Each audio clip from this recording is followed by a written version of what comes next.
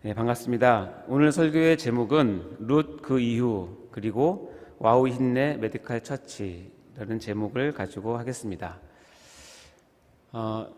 저는 야구를 무척 좋아합니다. 야구를 흔히 투수 놀이라고 불릴 만큼 투수의 그 역할이 야구 경기에 있어서는 거의 7, 80%를 차지할 정도로 굉장히 중요합니다. 특별히 가장 중요한 포지션은 아무래도 선발 투수가 되겠죠. 선발 투수가 또 이기는 가운데 그 경기를 이제 마무리 짓는 마무리 투수에게 그것을 넘겨서 그 경기를 이기는 것이 공식처럼 되어 있습니다.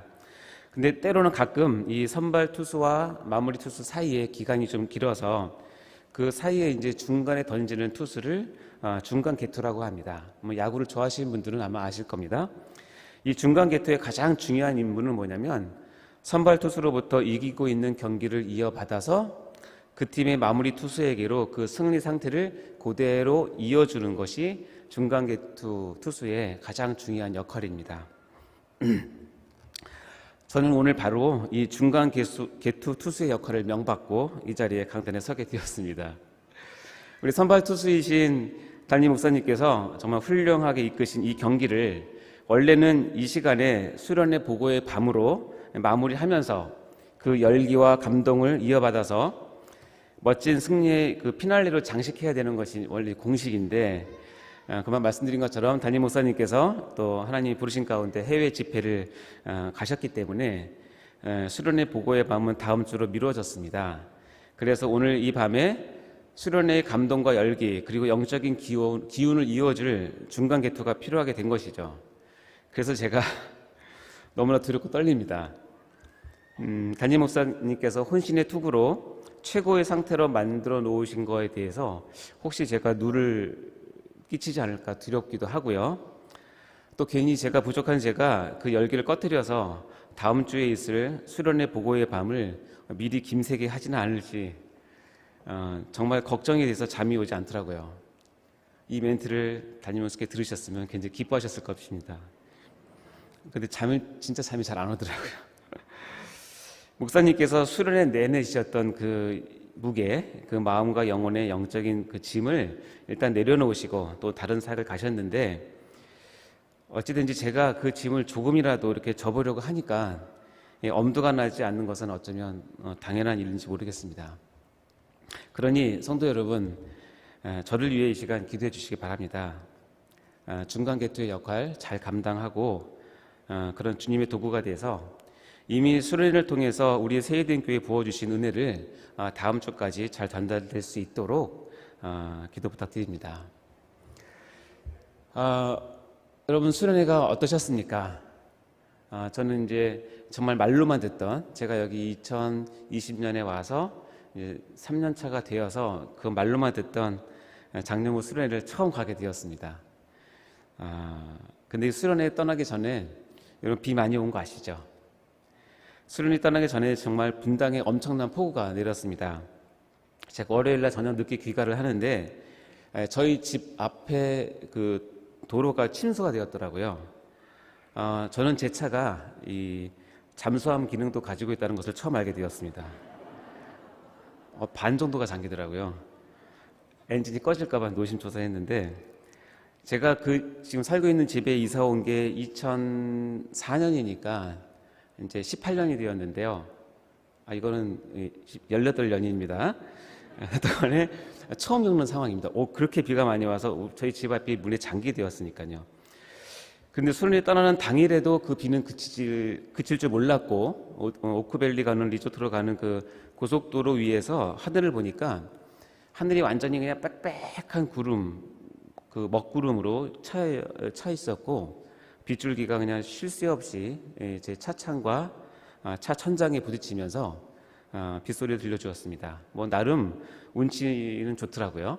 또 산길로 가니까. 그래서 가는 길에 제가 찬양을 듣게 되었는데요. 그러던 중에 제이어스의 찬양 내 모습 이대로라는 찬양을 듣게 되었습니다. 아시는 분은 또 아시겠지만요. 이 가사 중에 이런 것이 있더라고요. 주의 날개 아래 거하는 것, 주의 임재 아래 거하는 것, 나의 가장 큰 소망, 나의 가장 큰 은혜, 주와 함께 동행하는 일, 이런 그 가사가 이제 들리면서 여기서 주의 날개 아래 거하는 것이라는 가사가 제 귀에 쏙 들어왔습니다. 왜냐하면 수련회 전날에 남들은 어떤 성도님들은 룻기를 필사를 하고 참석한다는데 명색이 강도사인 나는 그래도 한 번이라도 이렇게 묵상하고 가야겠다는 생각이 들어서 시간을 쪼개서 룻기를 묵상하던 중에 한 구절이 저의 마음 가운데 확 다가온 구절이 있었는데요. 그게 룻기 2장 12절 말씀이었습니다. 제가 읽어보겠습니다. 여호와께서 내가 행한 일에 보답하시기를 원하며 이스라엘의 하나님 여호와께서 그의 날개 아래에 보호를 받으러 온 네게 온전한 상 주시기를 원하노라 하시는지라. 이렇게 하면서 그의 날개 아래 보호를 받으러 왔다는 그 구절이 저에게 굉장히 큰 울림으로 다가왔는데, 글쎄요, 제가 주님의 보호가 정말 필요했던 시기였을 수도 있겠습니다. 어쨌든 그 말씀을 감동을 받고 가는 길에 그 제이어스의 찬양 가운데 주의 날개 아래 거하는 것이라는 가사가 들리니까 이렇게 마음이 뭉클하면서 내가 주의 날개 아래 거하러 가는구나, 이런 생각이 들더라고요. 그러면서 동시에 그 다음 가사가 뭐냐면 주의 임재 아래 거하는 것이라는 가사가 연이어서 제 마음을 때렸습니다. 그러면서 갑자기 마음에 감동이 일더니 급기야는 어떤 현상이 나타나냐면 하늘의 그 빽빽한 구름이 구약에서 나오는 여호와 하나님의 임재를 상징하는 그 사인으로 보이기 시작하는 거예요. 그러면서 제 생각이 내가 지금 빽빽한 구름 사이를 뚫고 그 구름 저 너머에 계시는 하나님께 나아가고 있구나라고 하는 거룩한 착각이 이제 들기 시작하는 것이죠. 그 빽빽한 구름 건너편에 계신 하나님, 즉 우리의 수련의 장소인 오크밸리에서 우리를 기다리시며 우리를 주님의 날개 아래 모아 품어주셔서 은혜를 준비하시는 하나님의 손길을 그때 저는 강력하게 느낄 수 있었습니다. 그러자 너무 신나게 비는 오지만 길은 좀 막혔지만 우리 수련의 장소로 나갈 수 있었고 정말 큰 기대감을 가지고 도착할 수 있었습니다. 이것이 제가 개인적으로 수련회 가면서 받았던 은혜이기도 합니다. 이제 수련의 은혜를 나누기 전에 그래서 잠깐 꼭 나눠야 될 새로운 단어들이 있습니다.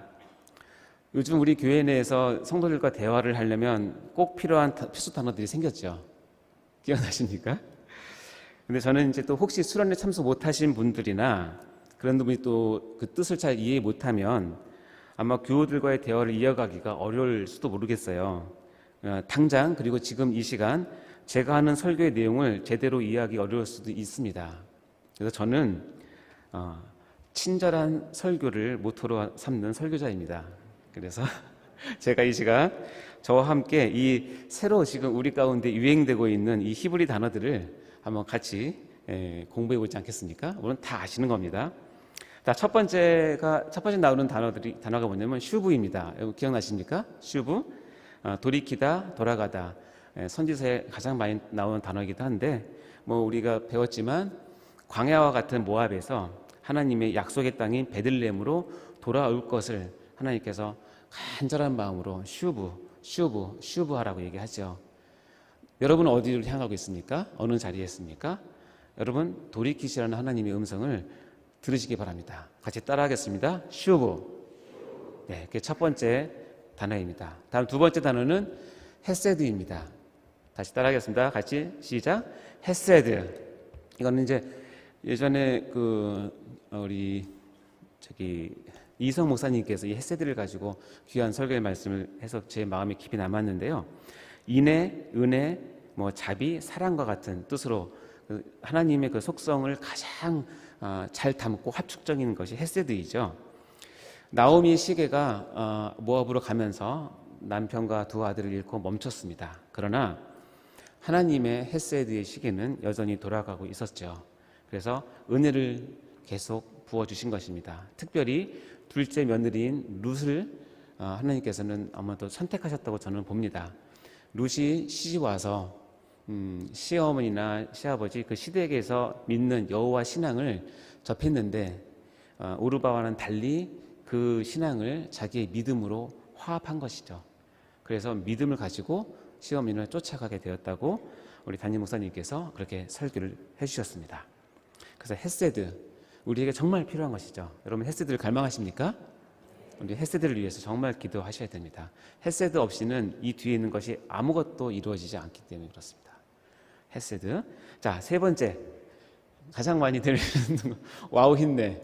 원래 베헨네라고 읽기도 하지만 우리 목사님께서는 저희들에게 친절하게 가르쳐서 와우 힘내. 자, 같이 해보겠습니다. 시작. 와우 힘내. 뜻이 뭐죠?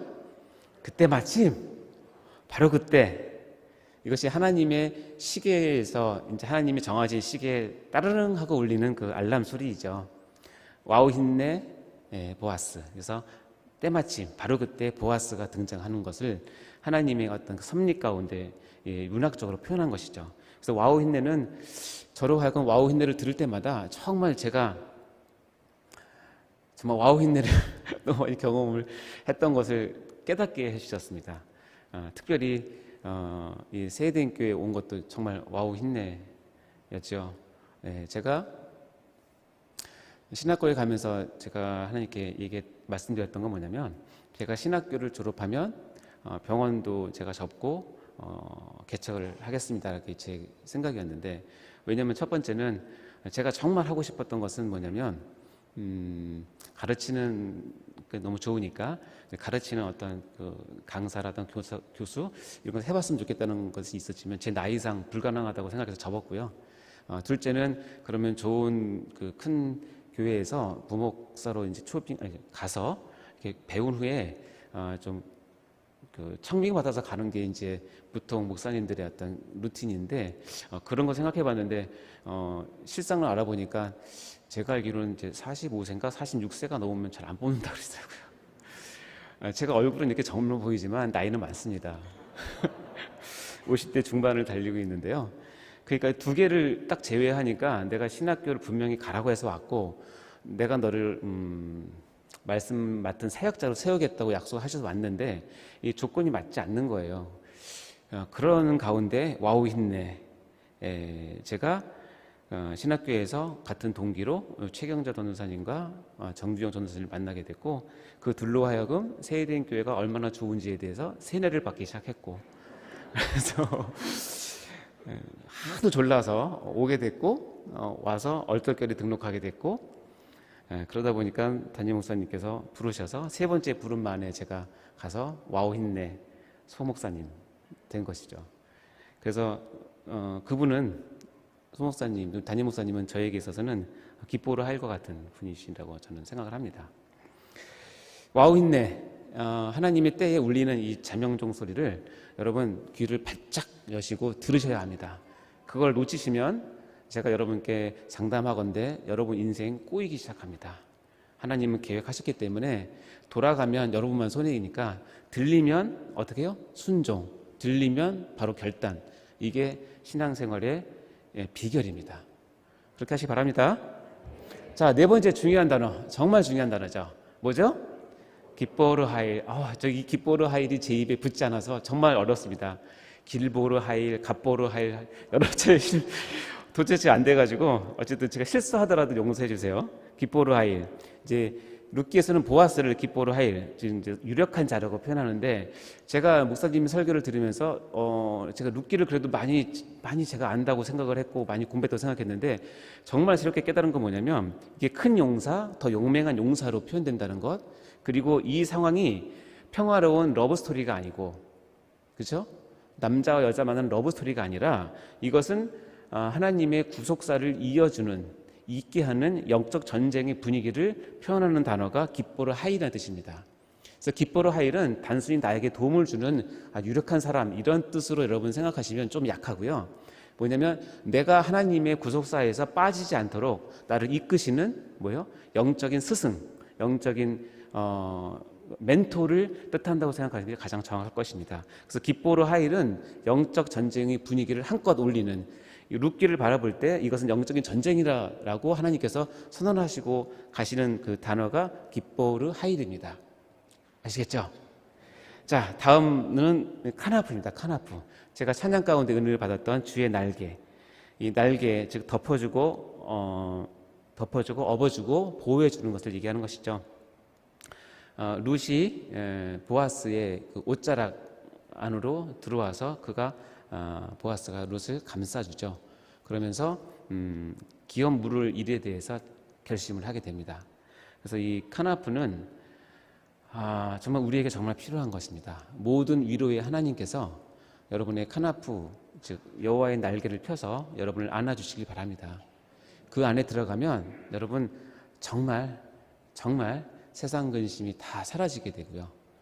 이길 수 있는 힘을 얻게 되고, 여러분 마음 평강, 우리가 금방 우리 찬양대에서 얘기했던 강 같은 평화가 넘치게 됩니다.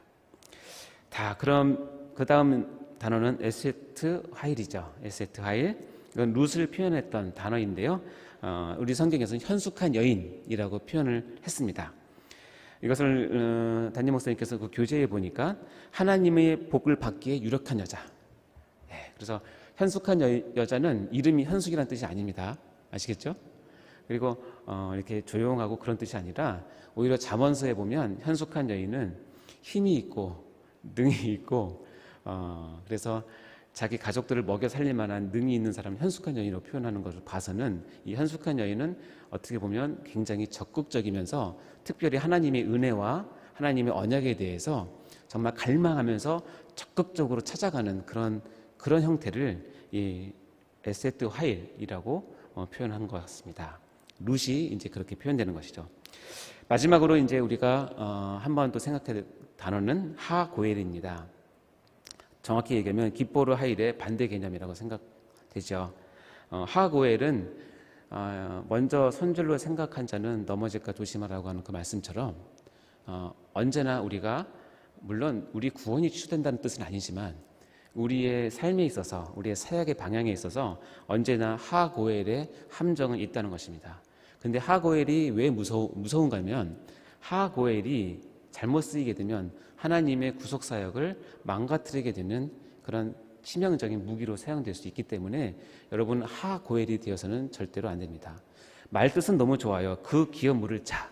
얼마나 좋습니까? 그러나 룻기에서 나오는 그 기업 물을 자 하고엘은 어떻게 보아스가 부르냐면 아무개여라고 부릅니다. 아무개여. 보셨죠? 하고엘인 사람은 하나님 보시기에 그 이름조차 기억할 가치가 없는 사람이라는 뜻이에요. 아무개여. 그래서 그 사람 또는 그 인간이라는 뜻입니다. 깁보르 하일과 하고엘 사이는 종이 한 장차입니다. 종이 한 장차입니다. 예수님이 왜 우리 구주가 되셨냐면 기적도 행하시고 말씀도 전하시고 병자도 고치시고 우리를 긍휼히 사랑하셨기 때문에 그렇습니다. 그러나 예를 들어서 예수 A와 예수 B가 있는데 예수 A라고 하는 예수님은 십자가상에서 자신의 목숨을 버리시고 돌아가셨어요. 근데 예수 B라고 하는 분은 십자가까지 올라갔는데 거기서 안 죽고 내려오셨어요. 나 죽기 싫다고. 자, 그러면 죽으신 예수님은 깁보르 하일이 되는 것이고 십자가에서 죽기 위해서 내려오신 그 예수님 B라고 하는 분은 하고엘이 되는 것입니다. 그러니까 우리의 말과 우리의 일, 우리의 사역을 가지고 판단하는 것이 아니라 이것은 정확하게 뭐냐면 선한 목자는 자기 양을 위해서 목숨을 버리는 자라고 얘기했듯이 자기를 전적인 희생을 전제로 하는 것이 깁보르 하일입니다. 그래서 내가 깁보르 하일이 되겠다라고 하는 그 고백은 일단은 정확하게 말씀드리면 나는 이 일을 위해서, 이 교회를 위해서, 이 형제 자매를 위해서 나의 모든 것을 드려도 좋다라는 뜻이죠. 그런데 하고엘은 그렇지 않다는 것을 기억하셔야 됩니다. 자, 이렇게 7단어를 한번 쭉 봤습니다. 이 단어가 오늘 설교에서 계속 반복돼서 나옵니다. 이제 혹시 이 단어를 한번 잘 정리해서 이제 들어보시기 바랍니다. 이제 이것을 이해하면 대화가 통하실 것입니다. 그리고 저희의 설교가 귀에 쉽게 들어와서 마음으로 가게 될 것입니다. 자, 그러면 이제 수련의 기간 동안에 주님께서 우리에게 부어주신 은혜는 정말 어마어마했습니다. 오크밸리에 참석했던 성도뿐만 아니라 이렇게 이제 하이브리드로 교회 본당에 참여했던 성도분들도 모두 룻기 안에 있는 영적인 보화들을 많이 발견했을 것입니다. 특별히 이 영적 보화를 캐내시는 탁월한 금맥 광부인 담임 목사님의 설교 말씀에 아마 큰 변화를 경험했던 것 같습니다. 저 개인도 정말 매 시간마다 은혜를 많이 받았고 그 은혜를 간증하라고 하면 정말 3박 4일을 내게 시간을 줘도 제가 모자랄 정도로 간증을 할 수 있을 것 같습니다.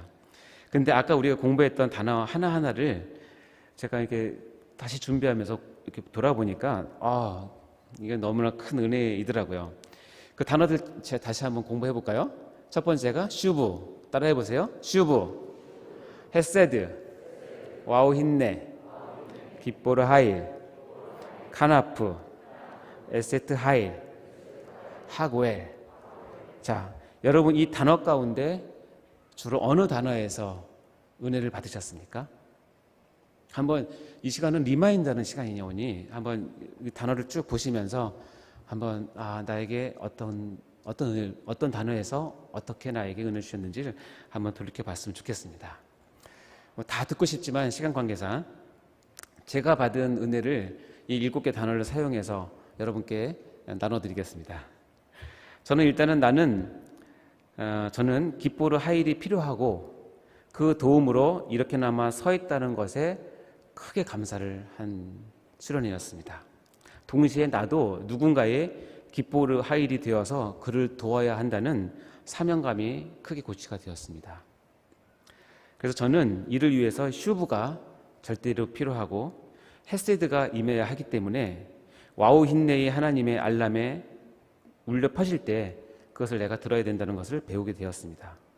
그러면서 나는 마음이 가난하여져서 주의 카나프의 보호를 그리워하며 오직 하나님만을 경외하는 에세트 하일이 되어야 진정한 깃보르 하일을 만날 수 있다는 것, 그리고 그 과정에서는 반드시 하고엘이라고 하는 가짜 깃보르 하일도 있을 수 있다는 것을 교훈으로 알게 되었습니다.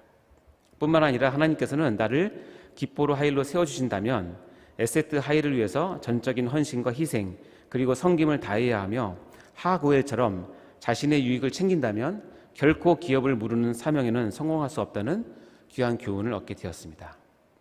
이게 제가 수련회 때 받은 은혜입니다.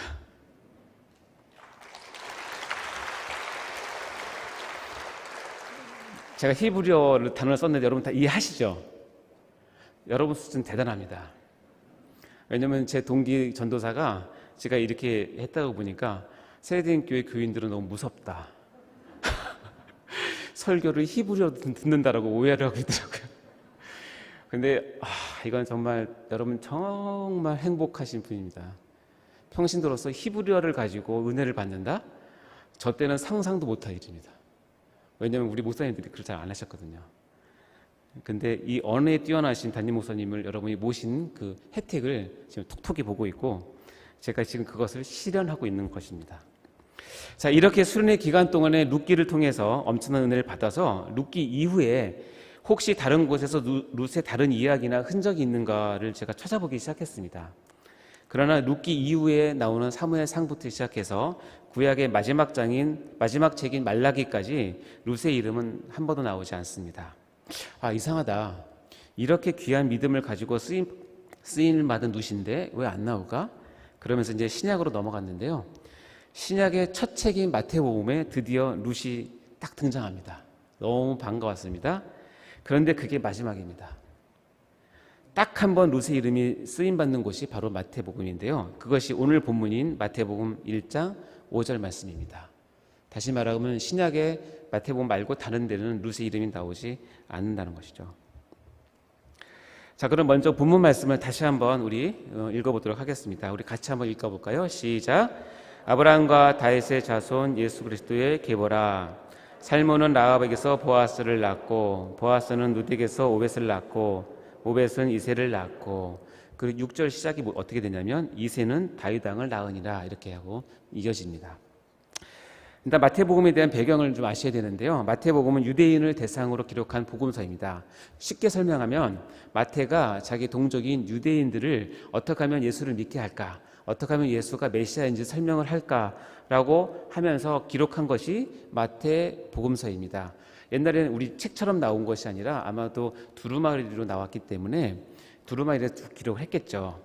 그래서 유대인의 상황을 잘 알고 기록한 것이 굉장히 중요했는데 마태가 이 사명을 잘 감당했습니다. 그래서 마태복음은 근데 첫 장부터 딱 피면 난데없이 무슨 얘기가 나오니까?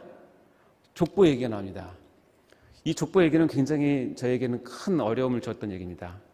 10년이 돼서 내가 올해는 꼭 성경책을 읽어야지 하면서 마태복음을 딱 폈다가 이 족보에 갇혀가지고 실패한 적이 많기 때문에 그렇습니다. 뭐 낳고 그러다 끝나니까. 근데 여러분 아셔야 될 것이 뭐냐면 유대인들의 관심을 끌기 위해서는, 정통 유대인의 관심을 끌기 위해서는 병 고치는 이야기보다, 또는 산상수훈과 같은 그런 귀한 설교 말씀보다, 또는 어떤 구제나 관심을 이적을 행하는 것보다 유대인이 마음을 확 잡기 위한 가장 중요한 것은 뭐냐면, 가장 핵심적인 게 뭐냐면 족보예요. 족보. 그것을 우리가 아셔야 됩니다. 우리와는 좀 다릅니다. 유대인들은. 그래서 마태는 유대인들에게 예수는 그리스도라는 것을 설명하기 위해서 자기의 책인 마태복음의 책 앞에다가 무슨 얘기를 적어요? 족보 얘기를 딱 적습니다. 그러면 어떻게 되냐면, 제 상상인데, 마태가 이 책을 써서 누구한테 주면 유대인들이 그 책을 딱 펴는 순간 족보 얘기가 쭉 나옵니다. 그럼 반드시 그 유대인은 이 책을 끝까지 읽습니다. 굉장히 중요하기 때문에 족보는. 그래서 마태는 복음 전략상 내 복음서에는 족보를 맨 앞에 적어야겠다라고 생각을 한 것 같습니다. 그래서 마태복음의 처음에 족보 얘기가 나오죠. 여기서는 두 가지 의미가 있는데요. 우리가 전하는 예수라는 분은 족보가 있는 분이야 라는 것을 강조하기 위해서입니다. 유대인들에게는 족보가 없다는 것은 그 사람의 가치가 떨어진다고 생각하기 때문에 그렇습니다. 예수를 믿으라고 얘기하는데 예수 족보가 뭐야? 근데 족보를 얘기 못하면 믿을 가치가 없는 사람으로 취급돼 버리는 그런 사회 분위기이기 때문에 그렇죠. 그러니까 예수도 족보가 있어. 내가 소개하는 이분도 족보가 있는 분이야. 근데 놀라운 건 뭔지 아세요? 이 예수라는 분이 다윗 왕과 연결돼 있어. 그러면 눈이 동그래지는 겁니다. 왜냐하면 유대인들에게는 다윗 왕은 모든 사상의 중심이 있기 때문에 그렇습니다. 제가 조금 이따 이제 그것을 증명을 해볼 텐데, 다윗 왕과 연결되어 있는 족보를 제시한다는 것은 예수를 메시아로 증명하기 위한 굉장히 중요한 핵심적인 무기입니다. 그래서 예수란 분이 메시아로 주장하는 것에 최소한의 여건을 갖추기 위해서는 첫째 족보가 있어야 되고, 그 족보가 누구랑 연관되어 있다? 다윗 왕과 연관되어 있다는 것을 증명해내야 되는 것이죠. 그래서 이 족보는 굉장히 중요한 것입니다.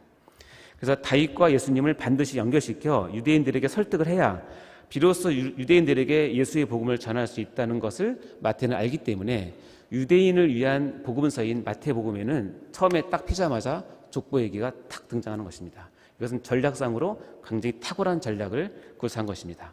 먼저 1절을 보도록 하겠습니다. 1절 같이 읽겠습니다. 시작.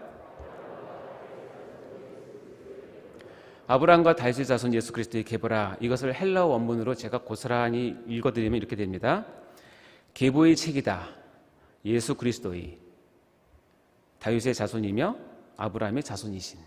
이렇게 해석이 됩니다. 그것은 이제 우리말로 의역을 했는데, 여기서 차이점이 뭔지 아시겠습니까? 다시 한번 보여주시겠어요? 다 되는데 차이점이 있습니다. 차이점이. 그냐면 우리 한글 성경은 우리 언어 순서상 아브라함이 다윗보다 먼저 나와요. 그렇죠? 그러나 헬라어 원문에서는 어떻게 나와요? 예수 그리스도를 설명하면서 분명히 다윗의 자손이며 아브라함의 자손이라고 표현하면서 순서가 바뀝니다. 무슨 얘기냐면 유대인의 사상에서는 아브라함 물론 훌륭하죠. 훌륭하지 않다는 뜻이 아니라 아브라함보다 다윗이 우선이에요. 이것은 유대인을 위한 복음서인 마태복음이 유대인의 이해를 돕기 위한 성경인데, 유대인의 관점에서는 참으로 다윗이 그렇게 중요하다는 것을 우리가 알 수 있는 것이죠. 그래서 그 2절부터는 계속 누구를 낳고가 나오면서 어디를 향해서 가냐면 다윗의 족보가 나올 때까지 그 족보가 이어진다는 것을 여기서는 증명을 하는 것이죠. 그러면서 또 두 번째는 마태복음 1장 17절에 보면 이런 말씀이 있습니다. 여러분 같이 한번 읽어보겠습니다. 시작. 그런즉 모든 대수가 아브라함부터 다윗까지 14대요. 다윗부터 바벨론으로 사로잡혀 갈 때까지 14대요. 바벨론으로부터 살아간 후부터 그리스도까지 14대더라. 여기서 반복되는 단어가 뭐죠? 14대. 숫자로는 14. 이것은 엄밀히 따지면 이 14대 나눌 수가 없거든요. 근데 일부러 마태는 14대를 맞춘 거예요. 일부러. 왜 그럴까요? 그것을 이해하기 위해서는 우리가 히브리 알파벳에는 어떤 것이 있냐면 그 알파벳마다 고유의 숫자가 정해져 있습니다. 그래서 히브리 사람들은 숫자를 표현할 때 알파벳으로 하거든요. 그것을 게마트리아라고 얘기를 하는데요. 히브리어의 알파벳이 나타나는 숫자로서 그 단어가 지닌 뜻을 풀어서 성서를 해석하는 방법을 게마트리아라고 얘기합니다. 그럼 마태복음 1장 17절에 14대, 14대, 14대를 일부러 3번이나 반복하면서 만든 이유는 뭘까? 14라는 숫자는 여러 의미로 해석되지만 가장 의미 있는 해석은 이 다윗이라고 하는 이름의 히브리 알파벳 숫자를 합치면 14라는 뜻입니다. 그래서 다윗이라는 이름의 히브리 알파벳 숫자 값도 보면 달렛, 바브, 달렛인데 저게 4, 6, 4입니다. 합치면 14입니다.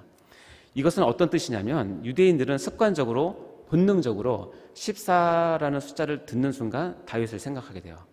우리는 잘 이해 안 돼요. 우리의 언어 습관상은 이해 안 되지만 14대라 그러면 다윗? 14대 다윗? 14대 다윗? 왜 다윗이 이렇게 많이 나와? 이렇게 동시에 생각하게 돼요. 이게 그들의 언어 습관이거든요. 그럼 마태가 왜 14대, 14대, 14대를 넣었을까요?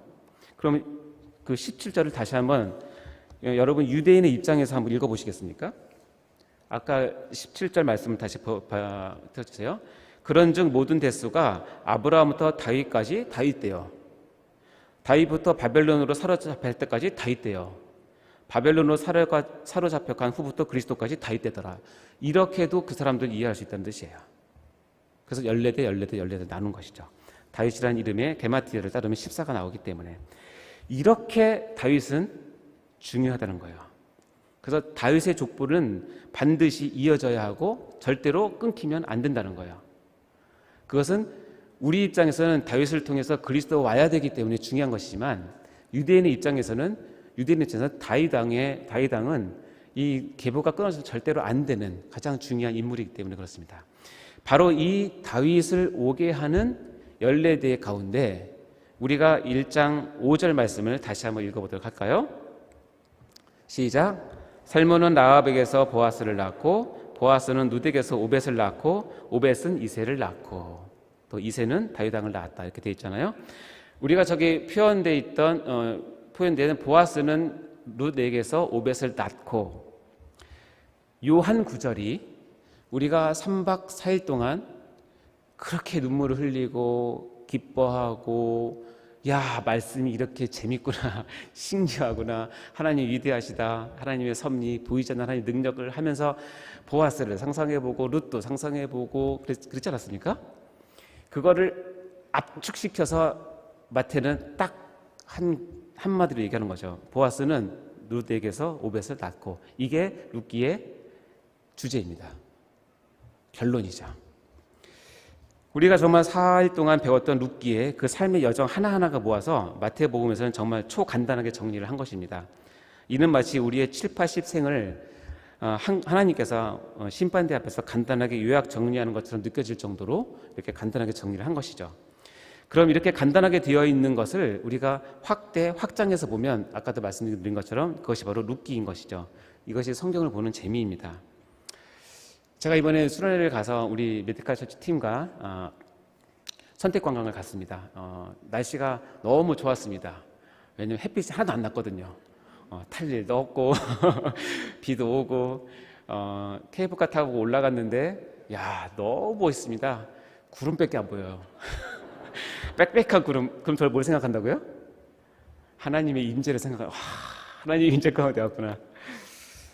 그리고서 사진은 어쨌든 열심히 찍었습니다. 한 몇 장 찍었는데 그러면 이제 차 타러 갈 때는 이제 서로 우리 단톡방에다 사진을 다 공유하잖아요. 그러면 차 타고 한 15분 동안은 아무 말이 없어요. 왜냐하면 사진을 다 확인해야 되기 때문에 사진을 막 확인하면서 보면 그 사람들의 특징이 있습니다. 핸드폰을 한 손에 들고 제 핸드폰이 있군요. 저도 참 핸드폰 한 손에 들고 오른손은 이렇게 하다가 어느 사진 딱 보면 어떡하죠? 이거를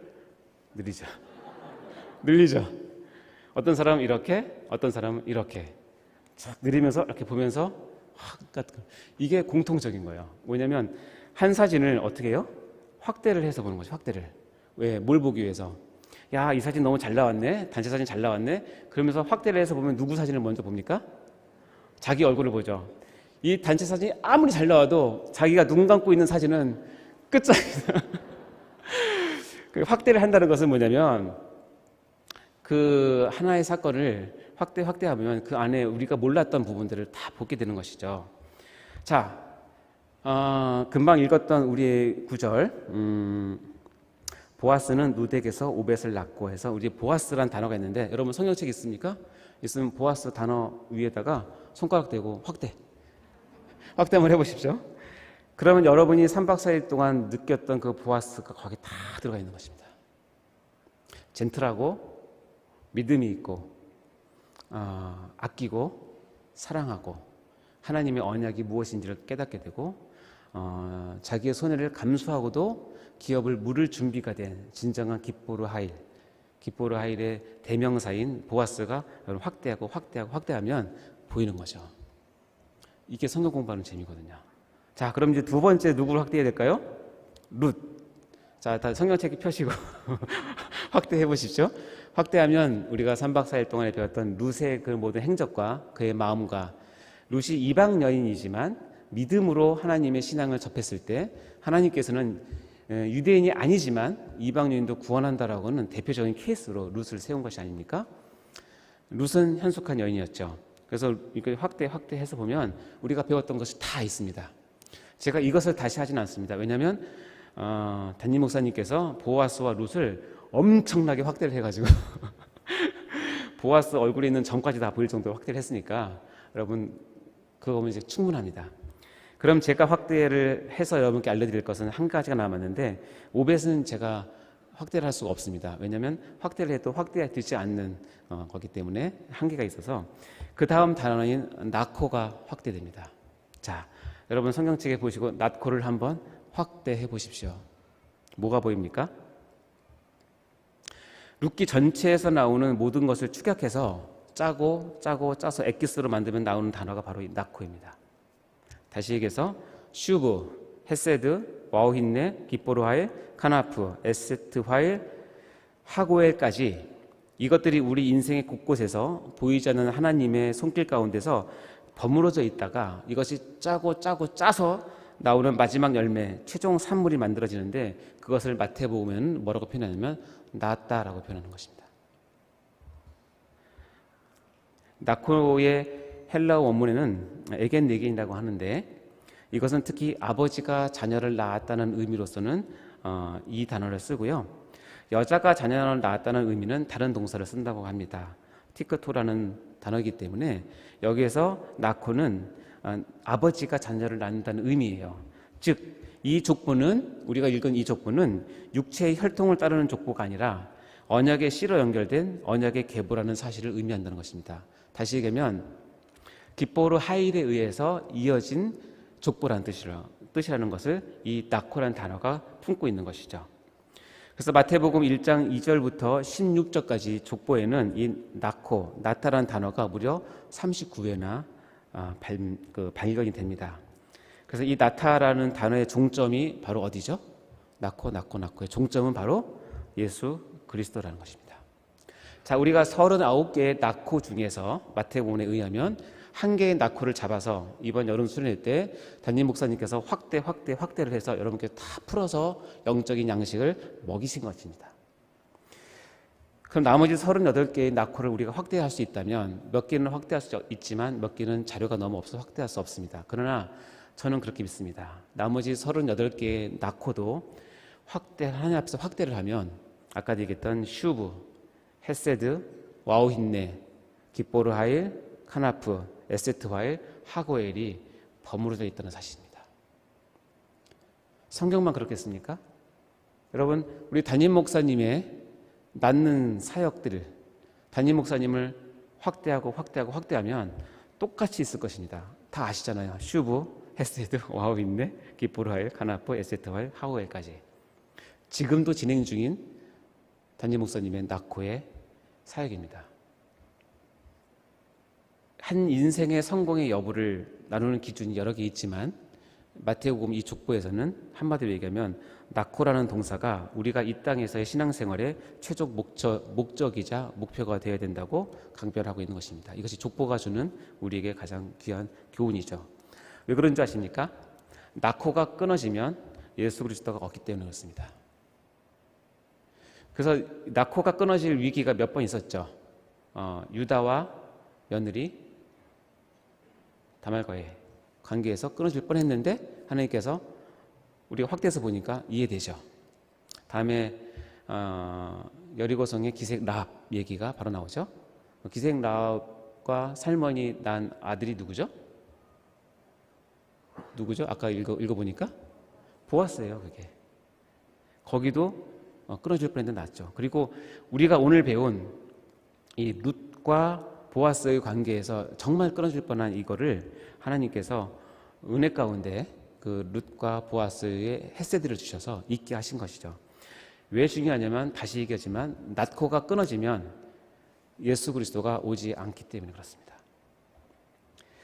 그리고 가장 중요한 이 낙호의 최종 목적지인 예수 그리스도도 이 땅에 오셔서 낙호의 과정을 통해서 낳으신 것이 있는데 그것이 바로 무엇인지 아십니까? 교회입니다. 그래서 교회를 예수 그리스도의 몸이라고 얘기하는 것입니다. 우리가 마치 자기 자녀들을 나의 피부치, 나의 살부치라고 표현한 것과 같이 이 예수 그리스도가 산고 끝에 낳은 것이 있는데 그것이 바로 교회, 바로 우리입니다. 이 예수 그리스도와 교회의 관계는 어디서 오른가? 그것을 역으로 추정하면 룻기에서 이를 명확하게 보여주고 있는 것입니다. 보아스가 맡았던 기포르 하일의 진정한 주인공이 누구시냐면 바로 예수 그리스도이십니다. 그리고 룻이 맡았던 에세트 하일의 진정한 실체는 바로 교회인 것입니다. 이 두 개의 관계를 여러분 반드시 이해하셔야 된다는 것입니다. 자, 그러면 다시 한번 제가 설명하겠습니다. 룻기에서는 바로 이 에세트 하일과 기포르 하일이 멋지게 배치되고 있습니다. 이를 위해서 슈브가 필요했고 둘 모두에게 하나님의 변함없인 헤세드가 임해야 했고 와우 힘내 둘과의 기적적인 만남이 이루어졌고 그때 하나님의 시계에서는 알람 소리가 울리기 시작했죠. 기포르 하일인 보아스는 에세트 하일인 룻에게 카나프 즉 그의 옷자락을 덮어줘 보호하고 받아들여 줍니다. 모든 것을 희생하고 기업을 무르는 것입니다. 기포르 하일이 에세트 하일을 위해 온전히 기업을 무르는 가운데 반대 세력인 하고엘을 지혜롭게 따돌려가면서 에세트 하일의 온전한 안식, 즉 희년의 빠른 회복을 앞당기는 은혜를 베풀어 주는 것이죠. 이것이 룻기에서 말하는 에세트 하일과 기포르 하일의 관계인데 이것이 바로 뭐냐면 이 지상에서 예수 그리스도와 교회와의 관계를 이렇게 묘사를 하고 있는 것입니다. 특별히 진정한 기포르 하일이신 예수님은 기포르 하일이라는 사명을 어떤 사람에게 맡기셔요.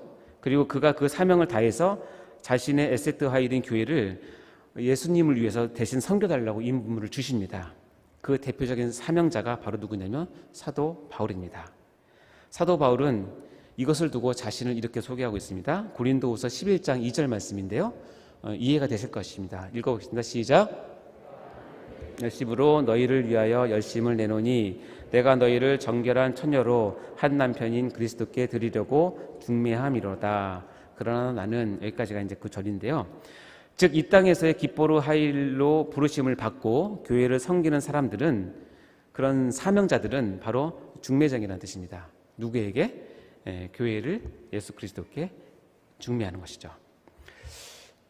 제가 여기서 한 가지 잠깐 간증을 하자면 제가 설교를 준비하면서 한 가지 궁금한 게 생겼습니다. 왜 예수 그리스도는 12사도를 다 세워놓고 이방 선교를 위해서는 따로 특별히 어떻게 보면 특채와 같은 형식으로 사도 바울을 선택하셨을까라는 의문이 생겨서 나름대로 깨달은 것을 설교에 한번 적용해 보려고 했는데 그거에 대한 문헌을 찾을 수가 없더라고요. 그래서 제가 이게 확인이 안 되고 하면 곤란하겠다 싶어서 담임 목사님께 연락을 드렸습니다. 담임 목사님이 일개 강도사의 질문에 무려 40분 이상을 시간을 투자를 해서 저한테 설명을 해주셨습니다. 일단 그 자체가 저에게는 큰 감동이었지만 담임 목사님과의 대화를 나누면서 느낀 것을 좀 나누고자 합니다. 정말 담임 목사님의 신앙과 신학과 그 적용에 있어서는 제가 정말 감탄하고 놀라고 존경할 만한 깊이와 넓이를 가지고 있다는 것을 제가 새삼 깨닫게 되었습니다. 아니 강도사가 담임 목사님을 그렇게 보는 것이 당연하다고 이렇게 생각할 수 있지 않습니까? 아니요, 그렇지 않습니다. 저를 좀 아시는 분은 아시겠지만 제가 나름대로 조곤조곤 따지고 들고 확인하는 스타일입니다. 그래서 한때는 많은 목사님들을 당혹해 했고 심지어는 신학교 교수님들까지도 애먹인 그렇게 힘들게 했던 사람입니다.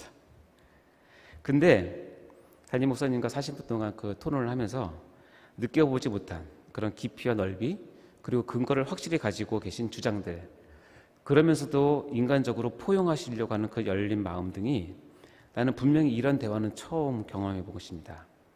그러시면서 이 부분에 대한 자신의 의견을 내주셨지만 또 겸손하게 다시 한번 이성 목사님, 즉 구약학 교수님이신 이성 목사님께 물어보라고 하시더라고요. 그래서 제가 물어봤겠습니까? 안 물어봤겠습니까? 네, 전화 끊고 바로 전화를 했죠. 이성 목사님께서 똑같이 친절하게 저에게 알려주셨습니다. 근데 놀라운 건 두 분 다 결론이 같았습니다. 그래서 나중에 담임 목사님께 말씀드렸더니 뭐라고 그러신지 아세요? 그것 보라고.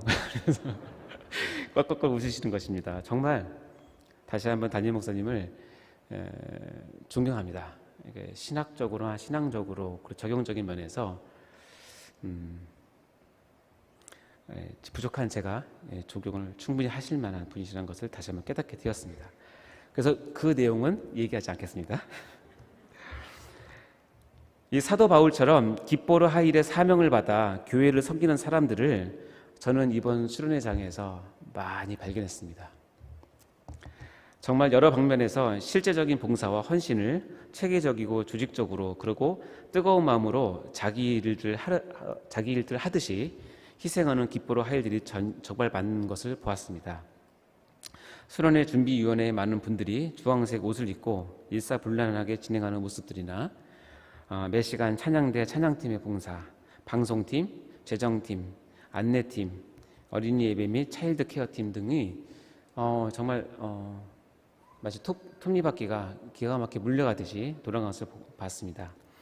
마지막 날에 총괄 총무를 맡고 계신 이광호 안순 집사님과 대화할 기회가 생겼습니다.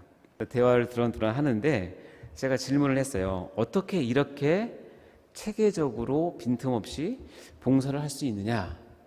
이건 3년 전에 봉사 인원수가 반으로 줄었는데도 불구하고 물어봤더니 그분이 웃으시면서 딱 한마디 하셨는데 이것이 30년 전통에서 나오는 노하우입니다. 이렇게 얘기를 하시더라고요. 여러분 정말 행복하신 교인이십니다. 30년 전통을 가진 노하우를 가지고 여러분의 말씀을, 은혜를 받기 위한 모든 시스템을 기뻐로 하일로 희생하는 사람들이 희생을 해서 여러분이 그렇게 편하게 말씀을 듣고 오셨다는 사실을 여러분 반드시 기억을 하셔야 됩니다. 그리고 때가 되시면 여러분 거기에 참여를 하셔야 됩니다. 그 중에 하나인 아주 작은 부분인데 메디컬 처치는 제가 섬기면서 저는 정말 큰 은혜를 받았습니다.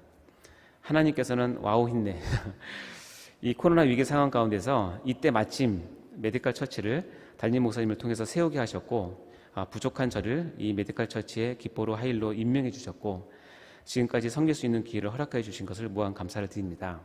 특별히 하나님께서 부족한 저에게 돕는 손길을 보내주셔서 위원장이신 김윤선 장로님, 부위원장이신 김용희 안수집사님 및 팀장 및 팀원, 헬퍼들과 지금까지 동행할 수 있도록 해주셨습니다. 정말 이분들께 감사를 드립니다. 뿐만 아니라 메디컬 처치를 위해서 우리 교회 사역자분들, 이번에 장수 봉사자분들이 도움이 절대로 필요하였고 특별히 여러 성도님들이 전체가 지금의 메디컬 처치를 이루어 주는데 큰 도움을 주셨음을 고백합니다. 이 또한 감사를 드립니다. 이 메디컬 처치가 수련회에서는 교회를 섬기는 부분은 아마도 여러분이 잘 보셨을 것인데 눈에 자꾸 드러나는 그런 봉사기 때문에 그렇습니다. 그래서 그냥 1분짜리 동영상 잠깐 봤는데요. 뭐 다 아시는 내용인데 우리 동영상 잠깐 한번 보도록 하겠습니다. 올해는 또 얼마나 설레는 말씀으로 우리의 심장을 두드릴까요? 코로나인데 괜찮을까? 올해는 걱정 마세요.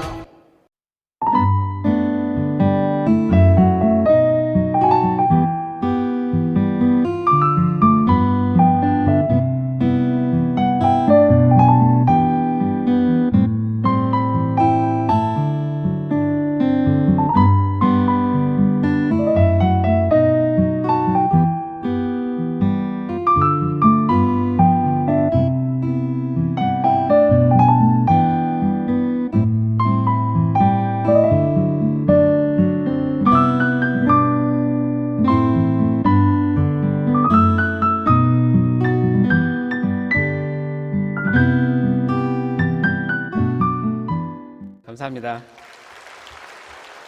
네.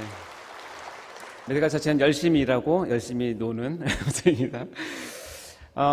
메디컬 처치가 이번 수련회 기간 동안에 우리 스스로도 큰 은혜를 받았던 수련회였습니다.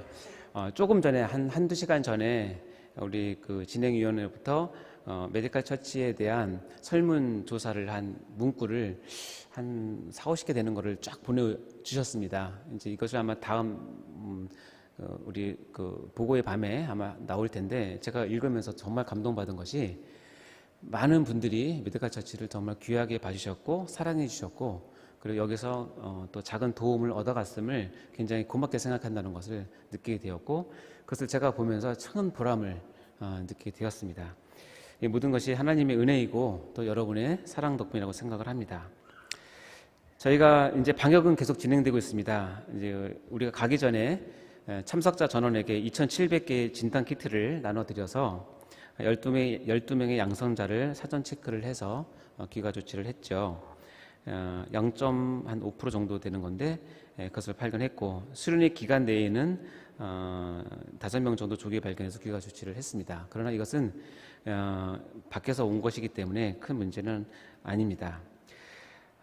진료는 의무실 방문자만 첫날에 40명, 둘째 날 58명, 셋째 날 85명, 마지막 날 10명에서 총 193명을 제가 진료하면서 도움을 드렸습니다.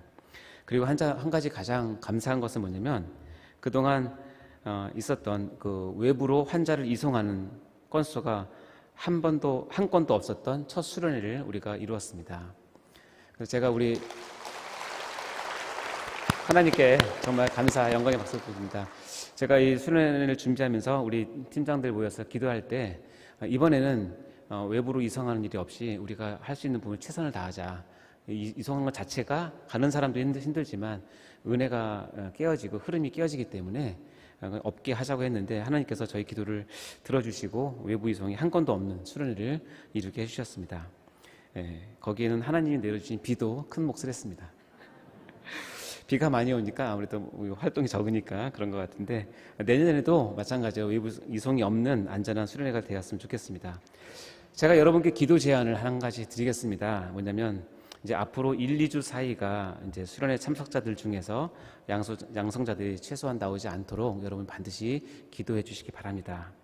그동안 우리를 불당과 불성각으로 우리 교회를 지켜달라고 기도하셨는데, 앞으로 1-2주는 더욱더 여러분 집중해서 합심해서 기도해 주시면 감사하겠습니다. 이와 같이 와우 힘내, 코로나가 기승을 부리는 바로 이때 하나님께서 메디컬 처치를 미리 준비하셔서 교회를 섬기도록 은혜를 주셨습니다. 모든 영광을 하나님께 올려드립니다.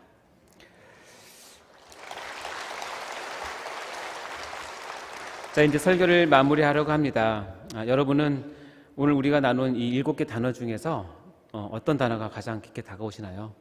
다시 한번 한두 개의 단어를 마음에 새기시고 그것을 붙잡고 기도하시면서 여러분의 수련회 이후의 삶을 이끌어 가시기 바랍니다. 금번 작년 여름 수련회에서 받으신 은혜와 결단을 잘 보존하시고 순종함으로 낙호의 열매를 모두 맺으시기를 간절히 바랍니다.